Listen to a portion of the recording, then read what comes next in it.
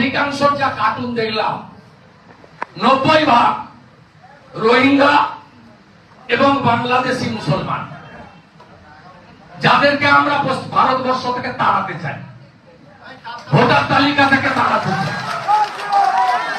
রাগটা হচ্ছে বিহারে এসআইআর হয়েছে, পশ্চিমবঙ্গে যদি হয়, এই বর্ডার খোলা কোচবিহার, পাশেই বাংলাদেশ, হু করে লোক ঢোকাচ্ছে। গোটা ভারতে ভোটার বেড়েছে 7%, কোচবিহারে ভোটার বেড়েছে জানেন সব বিধানসভায় 26%, শীতলকুচি 29%, দিনহাটা 28%, কোচবিহার দক্ষিণ 28%, মেঘলিগঞ্জ 26% পাশে, নাটাবাড়ি 24%, মাথাভাঙা 26%, সিতাই 28%। এরা কারা? এরা কেউ ভারতীয় নয়। কোন হিন্দুর কোন সমস্যা হবে না, কোন রাজবংশের সমস্যা হবে না।